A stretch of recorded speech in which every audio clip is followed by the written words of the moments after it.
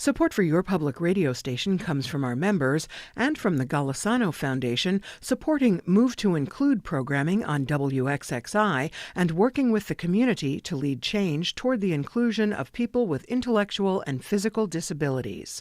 Share your thoughts at movetoinclude.org.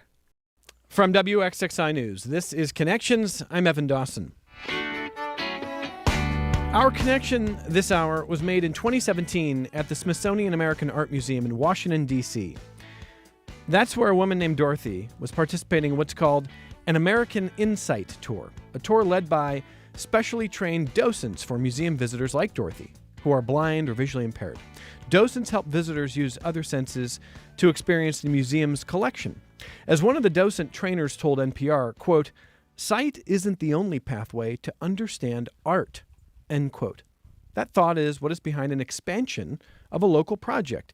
You might have heard over the years conversations on In This Moment, a chapbook series sharing the life stories and the experience and the work of contemporary Black leaders from the Rochester region.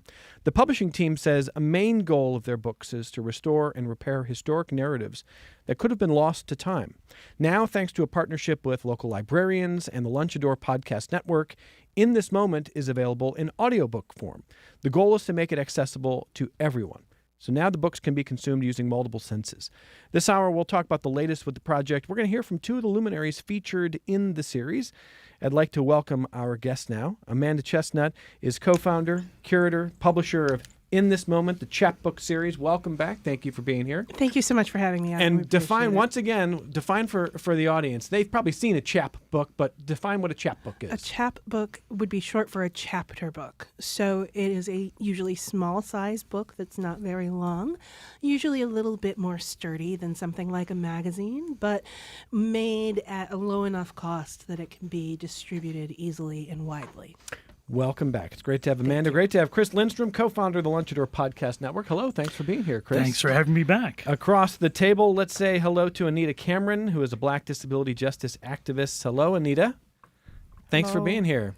It's great to be here. And welcome to Almeda Whitus, who's a master storyteller, master teaching artist, award-winning educator, producer, director, writer, poet, community activist. She just rolled your eyes. You got me any more titles for me? There's a lot more, but we don't have enough time. Thank you for having me It's great again, to have you, Evan. Almeda. Oh, Almeda, is wonderful to have you back here. And hello to Jim Byrne on the line with us, an adult services librarian for the Pittsford Community Library. Hello, Jim.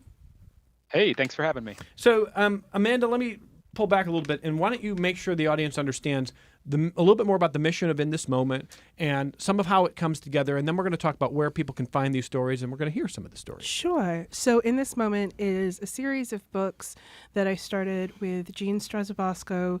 She really wanted to do something to highlight Black voices through Black artists in Rochester. And so she approached me, and we brainstormed up together with Tate Shaw, who was at Visual Studies Workshop at that time. He's out at Brockport now. We brainstormed up books, and book production is actually usually very costly, and we didn't want these to be cost prohibitive. So we went with the chapbook because we could produce them at a cost that made them easy to distribute. And because we started during the pandemic, a really natural partnership for us was with the libraries. We would send them the books, and when people would drive up to the library to get their drive-up books, because we couldn't go into the library then, the library would also toss in an In This Moment book. So we distributed them early in the pandemic using the library system, and we still use the libraries today. They've been an excellent partner in helping us distribute and spread the word. And how do you determine the kinds of stories that you want to tell in this series? I focus on luminaries in Rochester who have not had as much opportunity as they need and deserve to share their voice and to share their story and to receive recognition for their work. One of the people, for example, who I'm often told that we need to put in one of our books is former Mayor Bill Johnson. And I asked Mayor Johnson if he would like to be in a book, and he politely declined because his story is told, he said, and he would really rather reserve this space for people who need to have their stories shared, who need to be recorded in our historical record. And he feels like he's already reached that spot, but there are still a lot more stories that we need to tell. And you work with writers and photographers, and now you work with Lunchador and libraries, and so it comes together in multiple formats now. Yes. So the books are not just printed material. They're also available for free on our website in PDF format. And then Lunchador has helped us make audiobooks, both in a traditional audiobook setting that actually we also produce as a podcast, where we just sit down and read the text. But we also write image descriptions. So people who have a visual impairment or people who just don't have access to a PDF or a physical copy of the book can still experience the artistry of the chapbook as an object and still understand the beauty that goes into each of these stories. And online, where do you want people to go again? In this moment, 585.org. In this if you moment. check our chapbook archive in the hamburger window in the top right corner, that will have all of our PDFs there. In this moment, 585.org. Chris Lindstrom, how did you get involved here? You know, I think it's something that I've tried to focus on over the last year is finding community partners that we feel match our ethics and match our intention to do good works with anybody who is interesting to work with. And met Amanda officially for the first time, which is a very weird thing to say, last year at a Behind the Glass event, considering we've bounced around near each other online for probably 10 years. The arts community in Rochester is a very online space, so I meet all sorts of people who I've known for a long time but have only seen face to face. Isn't that an interesting experience, by the way? You know their work, you feel like you know so much about them, and now you know them in person. Yeah. And I should also say, Chris, as you describe how this relationship grew here, I'm kind of guilty of assuming that everybody knows what Lunchador is. We've talked about it with you on this program before, Yeah. but remind people what Lunchador is. So Lunchador is a local podcast network. Right now we have 13 different shows on the network covering everything from food and business to the arts, underrepresented photographer gallery like Behind the Glass, Behind the Studio Door. We have coffee, we have movies, and we just launched a music show called Nights and Weekends with Kate Rogers from The Sound, and also are prepping to launch a couple more shows very soon. So Lunchador is really aiming to be a wide-ranging sort of cultural and community hub for local podcasting, getting to know different voices, ideas. And it's not just food, although Chris loves food. Certainly We've talked do. about food over the years.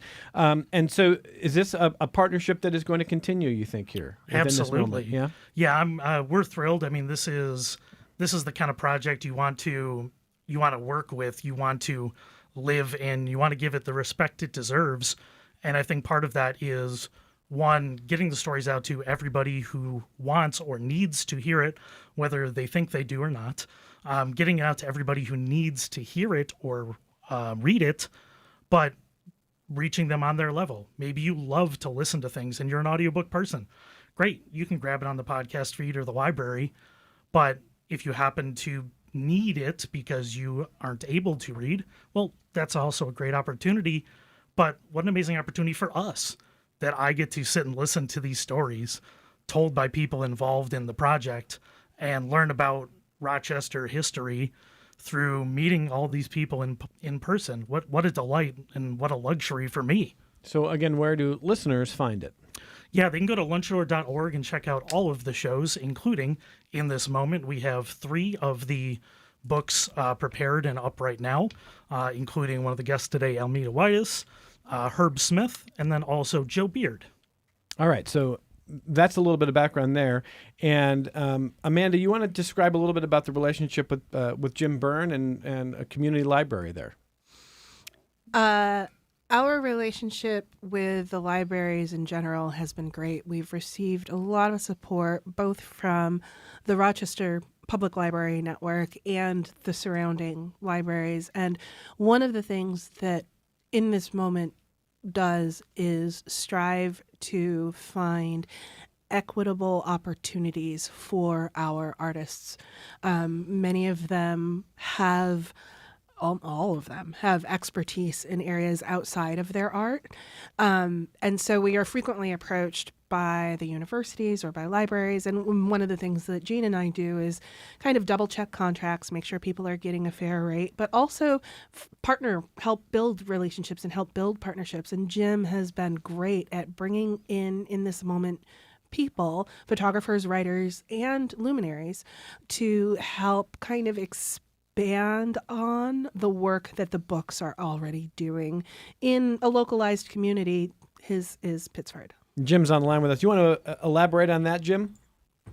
Yeah, absolutely. I mean, it was great to be able to get these chapbooks into the library to begin with. I thought, especially from the suburban library standpoint, right? I mean, everyone knows Rochester and its suburbs, the history of redlining, segregation. But so to be able to kind of chip away at that with these chapbooks was fantastic. But you know, you learn what you hear about Rochester all the time is right where you're 15 minutes, 20 minutes away from everything. But I don't think people know the people who live 15 and 20 minutes away from you, right? So this is a way to get to know those neighbors and your fellow citizens of Rochester. And then this created community, partnerships with this library where we've been able to bring into the library people like Taurus Savant and Franny Padilla who have contributed in this moment. You know, in fact, we have Taurus coming back here at the end of the month to do a spring show, concert and poetry. So it's just been fantastic to be able to kind of just bridge the divide between the suburbs and the city in this way. And it's all thanks to Amanda and the In This Moment team, I think. Well, and Amanda, on that point, you're not been shy about being critical about history of our region, our towns, our suburbs. So is there a poignancy to seeing this in the Pittsford Library for you? I think that there is some really deeply entrenched, going back to George Eastman himself, attitudes about race in Monroe County, in the Rochester area, that are really, Eastman, George himself, while he funded Tuskegee University, he contributed money to Black universities, but he really firmly believed only certain Black people really actually deserved that. And he also adhered to and espoused and read a lot about eugenics, particularly pertaining to Black people. So his interpretation of what Blackness should be and what Blackness deserves is something that has permeated the culture in Rochester for many generations. And I don't think we need to keep relying on this man who, while he was great, has passed many years ago and definitely held not just racist but outdated ideas.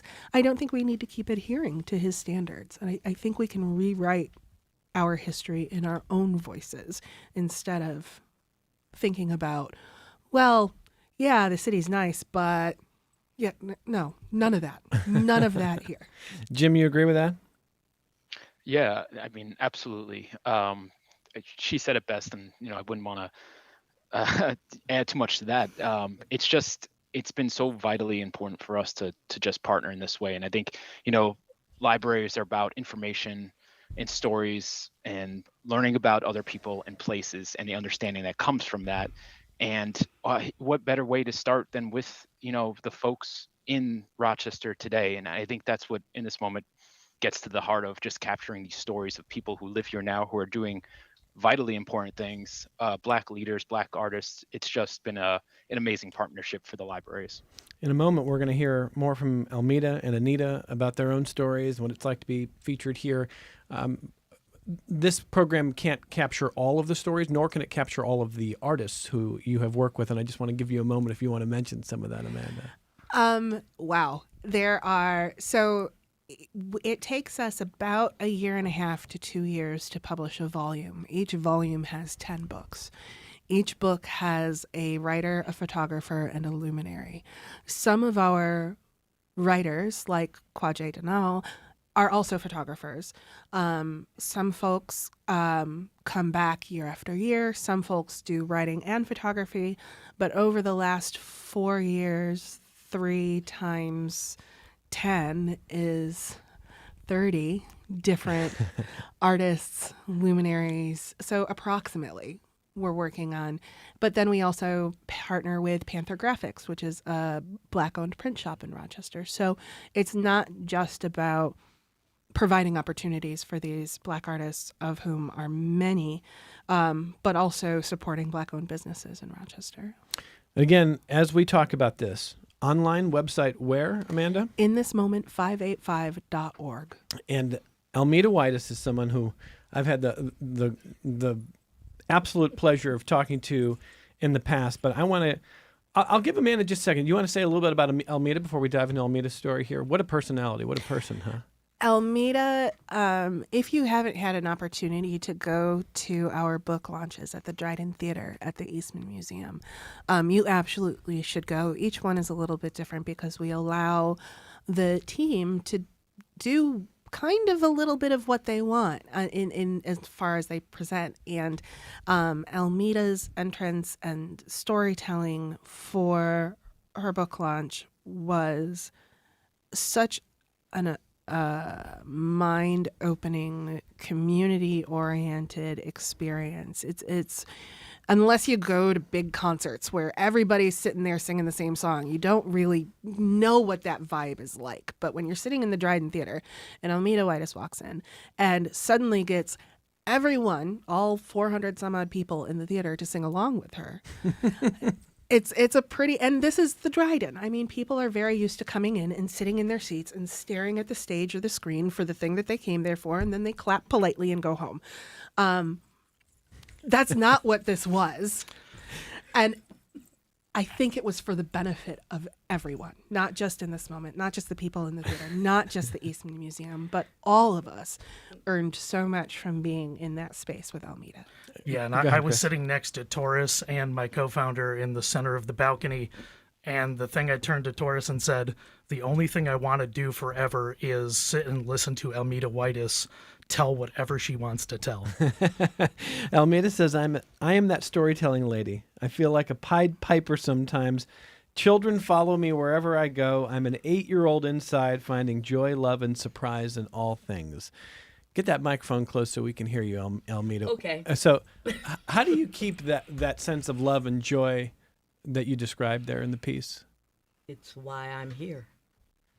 Get even closer. Yeah, pull that microphone. Get right on it so we can hear you. Okay, then I'll look at the microphone instead of you. Is that better? It'll move. It'll get close to you. Okay. Yeah. Well, yes. I'm not telling Almeda what to do for the rest of the hour, by the way. Almeda can do whatever she wants. That's how I feel about that. Age does have its privileges. The question that opens the piece about Almeda is, on what planet do you live? A question once posed by an acclaimed concert pianist. And Almeda's response, can I read it? And Sure. you can talk about it? You said, I'm a rare breed, a strange duck. There are very few places where I fit in. I embrace many philosophical concepts that others don't. And then you shared more of your backstory and your life and your challenges there. But why do you say you're a rare breed? Well, I know that this particular lifetime, I am here to be the artist, the teacher, and the priestess. And I'm not talking religion. I'm talking about the fact that we are all energy, no matter what form we take, each time we decide to manifest. And as energy, we are interconnected forever. And I simply use the power of story to have people mine that mother lode of connection. And the creativity is the magic sauce in that sense of finding, maintaining, and promoting unity in our diversity. And I know that's not a word people want to use anymore, but I like it because we live in a diverse universe. Oh, we sure do. Yes. And so on the subject, by the way, Sure. Almeda is such an interesting thinker. I loved reading about your thoughts about energy. So you talk about energy. Mm-hmm. You point out, this is, I'm going to use a scientific term that's going to get me in trouble because I'll use the wrong term. It's a scientific principle. Energy cannot be created or destroyed. Yeah. So that's why you believe, number one, that we should feel more connected as forms of energy. and that you also believe that we exist on different planes. And there have been times where you feel present in multiple places simultaneously. You feel connected to past lives. Tell me about that. Oh yeah. It's to me, it's something I've always just known and embraced ever since I was a little kid. And I see my girl next to me; she's bowing her head. She's saying, "Yeah, yeah." It's something that indigenous cultures, especially the African diaspora, we understand that we are not here for just one time. That we emerge over and over and over again, not because we did anything bad, not because we do anything good, but it's because that's the nature of energy. Like Einstein said, matter cannot be created nor destroyed. We are energy. We are energy. I just messed that up. E equals MC squared. Energy equals matter times the speed of light squared. And essentially that says that we have always and will always exist forever, and we never did not exist. When you look at your life in that, oh my goodness, that opens you up to say, hey, whatever I want to do to leave my mark upon the world, I have to do it. Now, some people, they decide to leave a not so good mark. And that's not for me to judge or for them to judge or whatever. That's just the way it is. But most of us, when we understand, when we hear, the little ones get this, when they hear it and they embrace it and they're like, wow, I can do all the good that I want to and it's going to help everybody. I'm like, yeah, that's what we're here to do. And we use the art forms, all the different art forms. And I'm obviously drawn to storytelling because it's my belief that storytelling is the first art form that was ever so-called accessed. I don't want to use the word invented, accessed, because it was a storyteller who told you what the world was about. There was a storyteller who told you what your place was in the community. It's the storyteller that helped you just get that creative spark to say, oh, I wonder what will happen if I do that. So story created science. Why are you looking at me like that? I'm listening. I'm locked in, Elmira. I'm listening, but I'm also... So there's a couple things that I wanted to ask you about. Well, I want to add one more Yeah, thing. please. Because I forget a lot. I'm kind of old. There is a Swahili word, Nsa. Sorry, it's not Swahili. It's Adinkra. It's an Adinkra symbol of the Akan people of Ghana in West Africa, NSAA.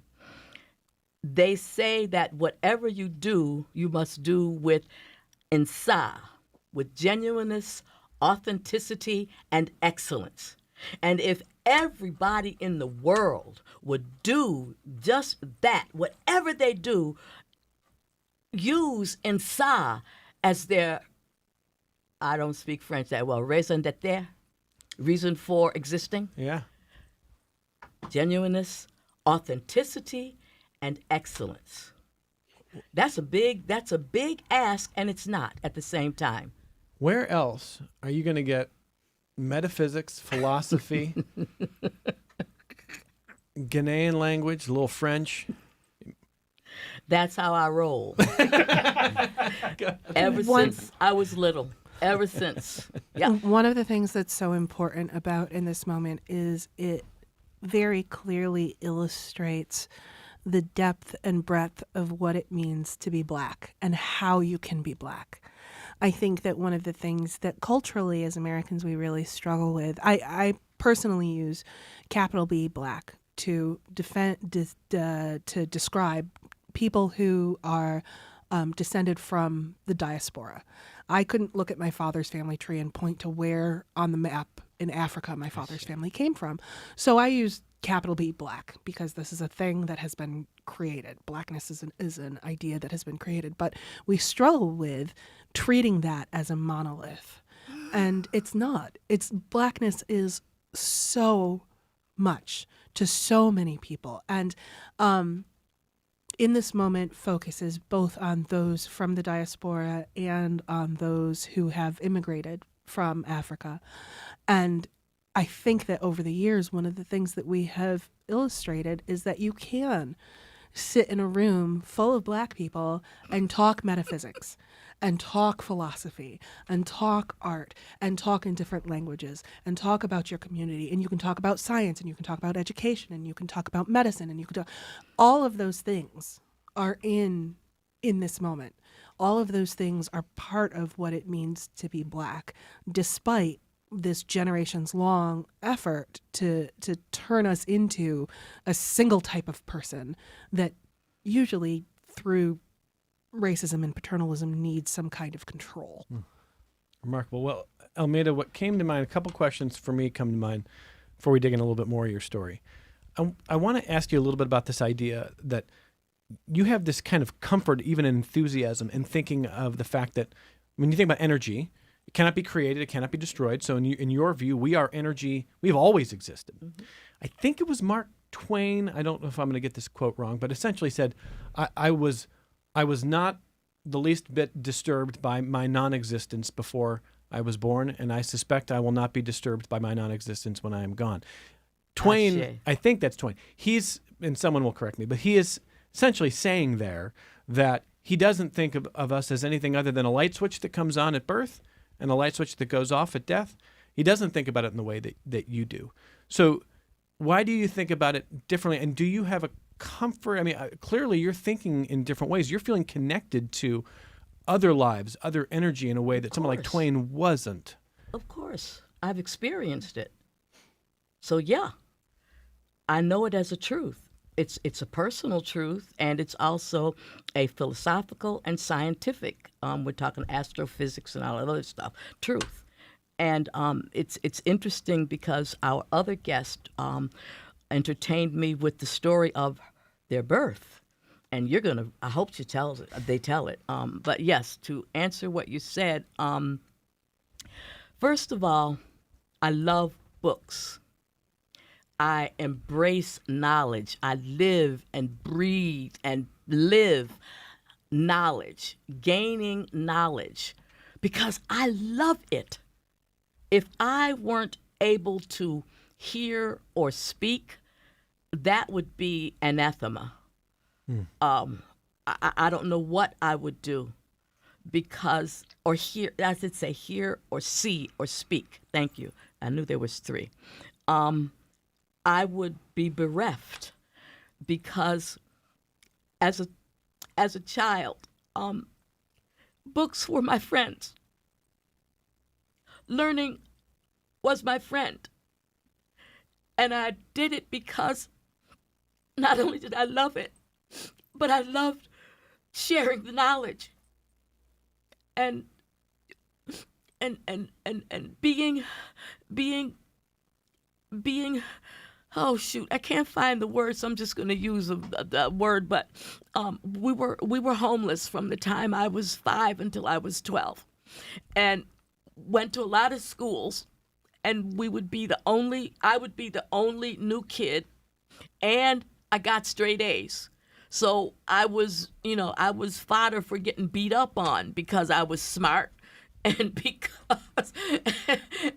I was the new kid. And then I was a little coward. And so I would say, "Can I tell you a story? What's your favorite song?" And I would tell them a story or sing them a song, and nobody wanted to beat me up anymore. But then they kept asking for, "Hey, come over and sing this." Oh, Lord have mercy. Why won't they leave me alone? But apparently the gift that I came here with this lifetime just reaches out and just envelops people. And they're like, "Ooh, we feel so good when we listen to you." And when they listen to me, nobody wants to fight anymore.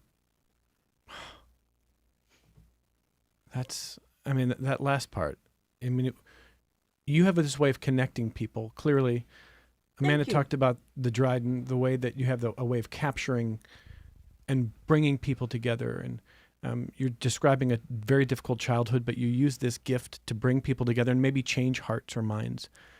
Why then? I feel so much despair sometimes lately. That's because people are looking in the wrong place. Why are we so disconnected when you find all the reasons that we should be connected? You find all of the ways to find love and respect for one another? Why are we still so disconnected? Because we're looking in the wrong places. First, we look within and find that kernel of what we are authentically inside, genuineness, authenticity, and excellence. And then you find your crowd. It may be a crowd of 1 or 2 or 3. It may be a crowd of 400, whatever. You find your crowd. Thank you, Spirit. I do use that term a lot because things come to me, and it's not me. I was at North Street School, elementary school in Geneva, New York, maybe the late 90s. And I had a month-long residency where I was to touch every child from the preschool through the 6th grade. So each week I would take a group and we would sit in a circle on the stage in the auditorium and we would communicate. And one little, he was so sweet, Latino, I don't know which particular country, may have been Borinquen, for those of y'all that don't know, Puerto Rican. And he said to us during the circle, he says, Miss Whitus, we are all divine oneness. 6 years old. Probably destined for a life that's going to be really rough. Mm-hmm. But he was able to capture that kernel that we are, each of us, a spark of the divine. When you grab a hold of that, oh my goodness, it's not that you want to use it to beat down and overlord and no, it's about, where do I find my family? Where do I find my friends? What can I do to pass this on so that everyone else can feel this wonderful spark of life within? Oh my goodness, life is such a wonderful, wonderful thing. I'm going to start crying. Life is such a wonder. It's a privilege. It is a privilege. And each of us on this earth ought to be doing everything we can to help enhance others' lives. Because when we do that, we enhance our own. Almeida's story, we barely even touched it, and that's why you're going to have to pick up in this moment. I mean, it's a story at times of activism. It's a story at times of art and what you have done over the years. I mean, there are these great stories in the chapbook about Almeida's story that that we barely will have time to even get into here. But Amanda, is there like a word that you use to describe Almeida? She's so many things, and she's done so much in the community. How do you think of the person sitting across from you?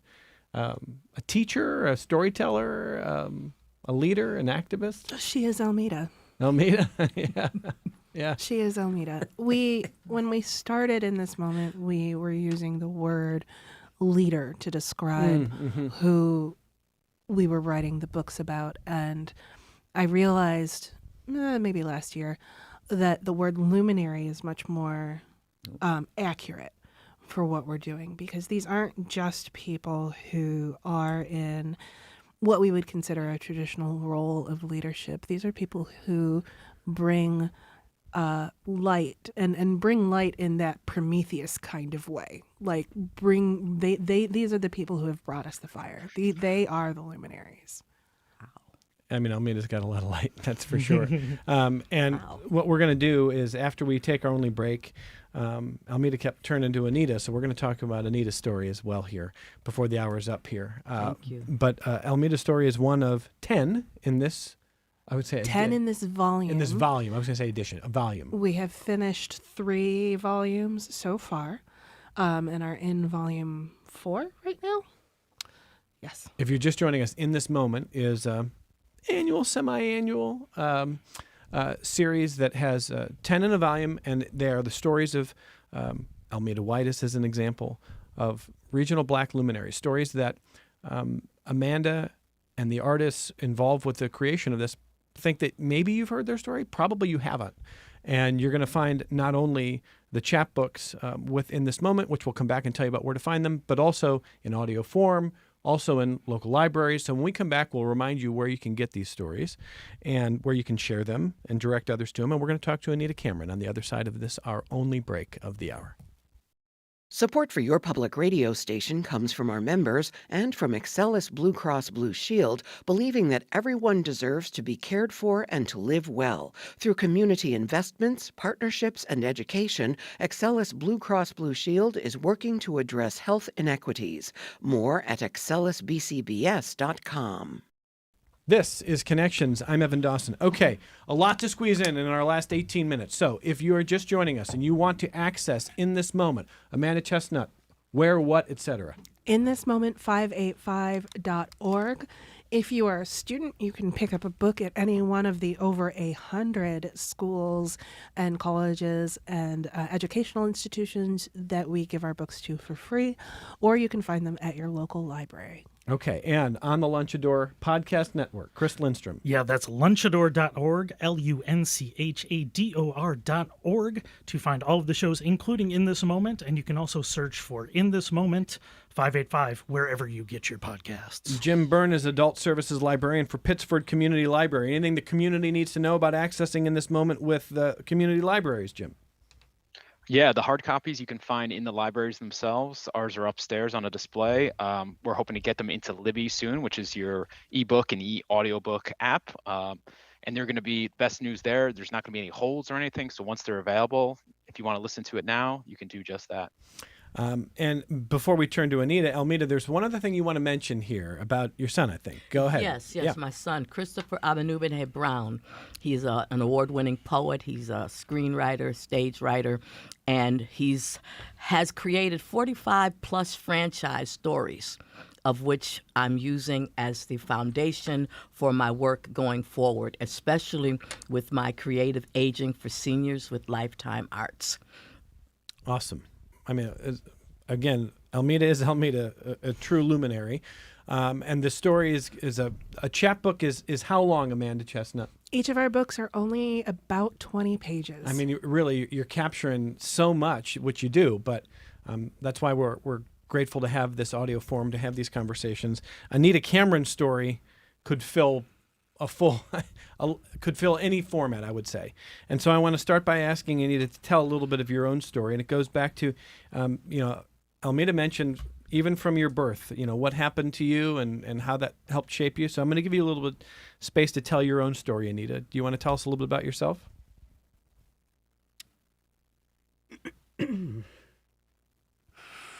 Sure, I'm Anita Cameron.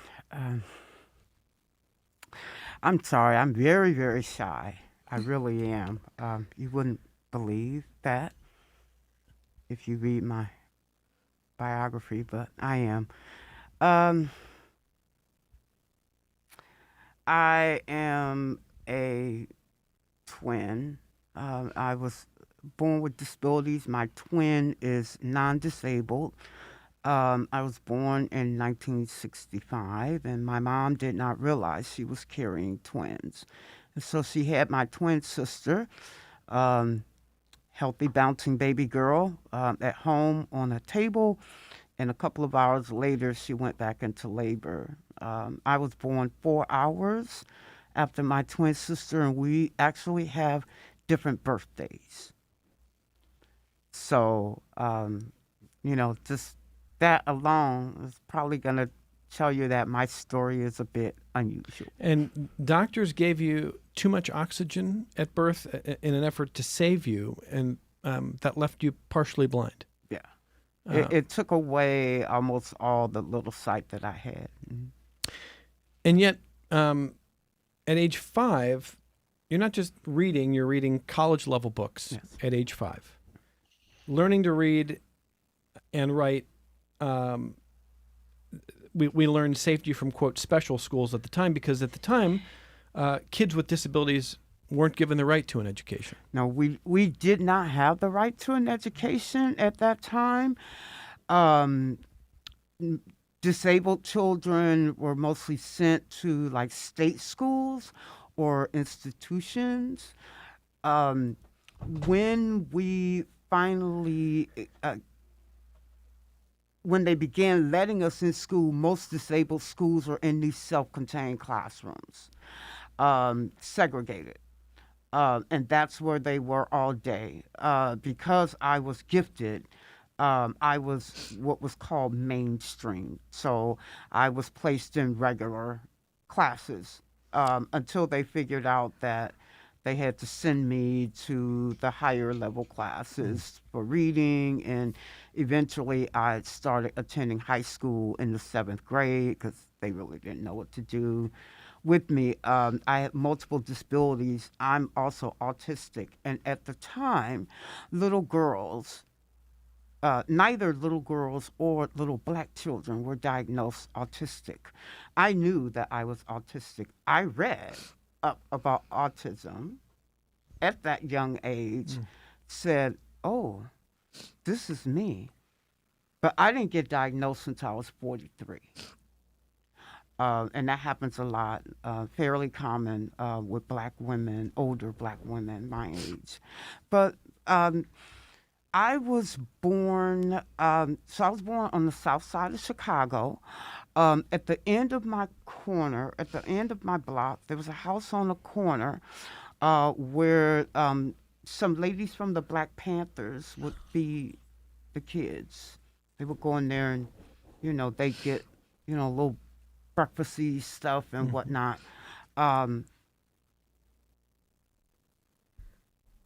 Dr. King was assassinated 3 years after I was born, but obviously I knew about the civil rights movement and all, and I felt guilty. I felt guilty for being born too late to participate because children did participate and were even arrested. And I felt guilty that I was born too late. And so around the age of 9, though, I made a vow that I would work to make the world a better place for all. And I didn't know what I would be doing. I just knew that I wanted to make the world a better place. And at 16, I got to start doing that. I got involved in social justice and social change organizations and movements, various, you name peace and justice, anti-nuclear, proliferation, working with immigrants, working with houseless people, anti-apartheid stuff, LGBTQ, disability. Although, I was born with my disabilities, I had no role models. I had, and certainly, not in the black community. So I had no role models or anything like that. I had, no one, who was like me. Thankfully, although my parents really had a hard time accepting me and my disability and all, they expected me to do the same things that my twin sister did. And so, I learned that if I put my mind to it, I could do whatever I wanted. It would probably be different.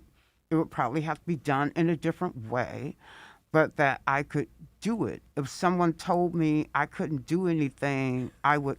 You see, I was bearing up under a number of things, being a little black, child, and being disabled. And when you're disabled, automatically, you were assumed to be incompetent or anything like that.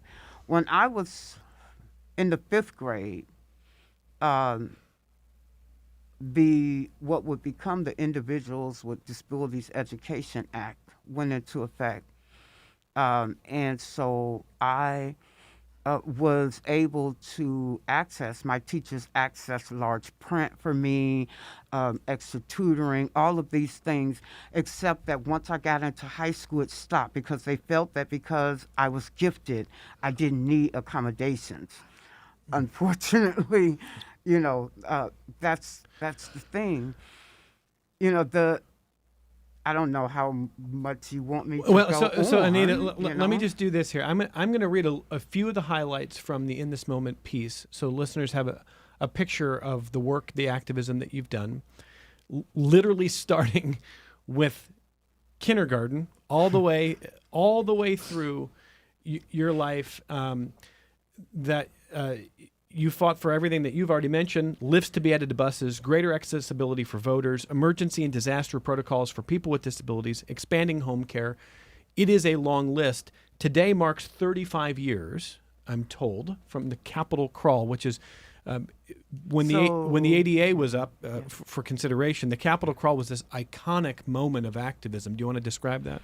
So at about this time in 1990, the ADA was in Congress, but ADAPT and other disability activists, we felt as if it was stalling.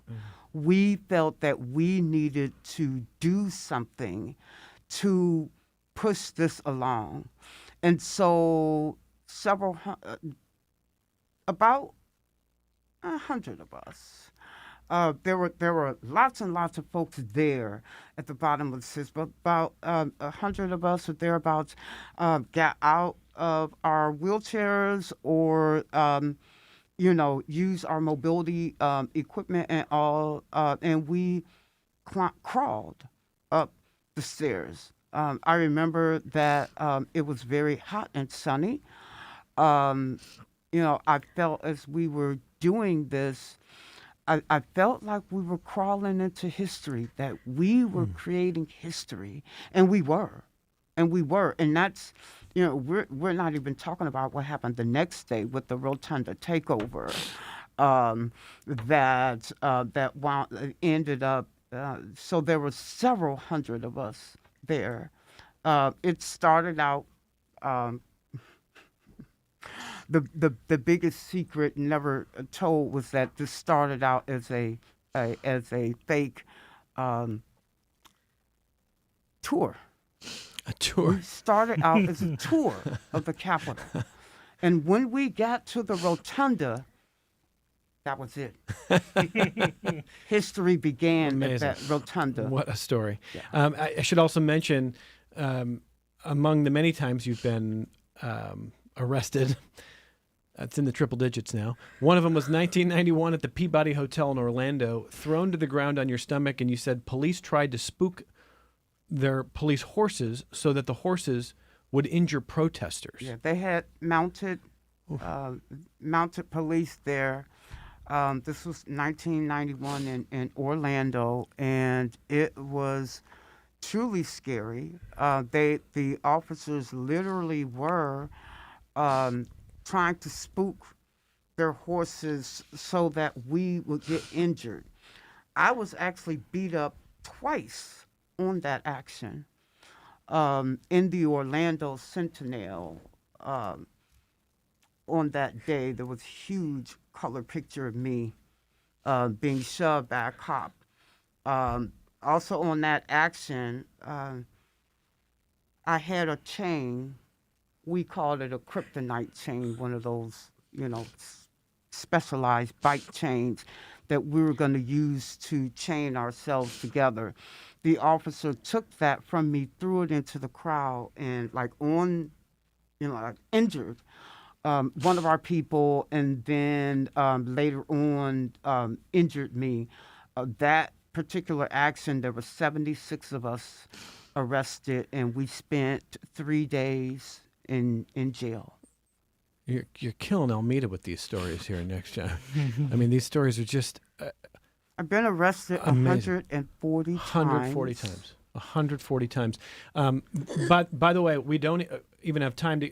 You got to pick up In This Moment, because you ought to read what Anita says about the reality that some activists die in the cause, about what it means to consider the desire not to die in the cause, and the work and the risks there. Also, they asked what your proudest moment of your protest career was. You said, once I was getting arrested near Congressman John Lewis's office in the early 2000s. He came out to figure out what the commotion was. He saw us being arrested. He stopped the arresting process, and the police let him come through the crowd, shaking our hands and talking to us. I introduced myself to him, and he hugged me and told me, "You keep on making good trouble."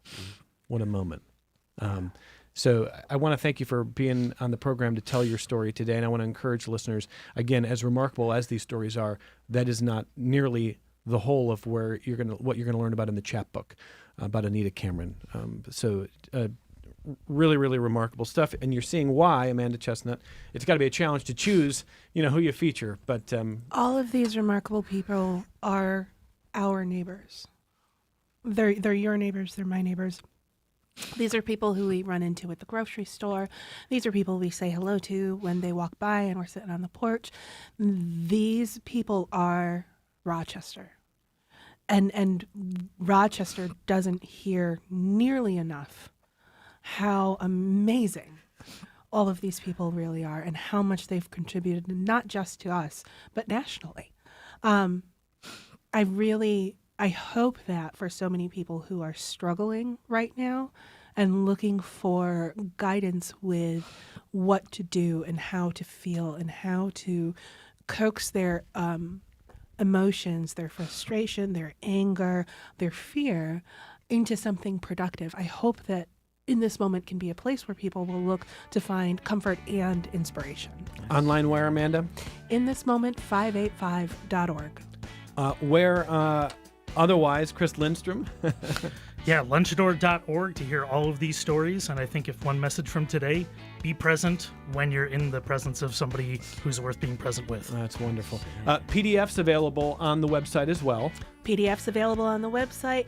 Our books are available on audiobook at Lunchador and on Libby through the Rochester Library, soon to be through the Pittsford Library as well. Yeah, Jim Byrne from the Pittsford Community Library. Thanks for being on the program, and hopefully some listeners will come find you soon talking about In This Moment, Jim.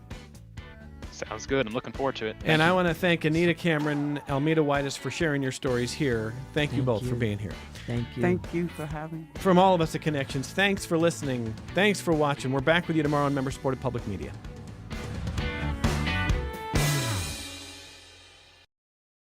This program is a production of WXXI Public Radio.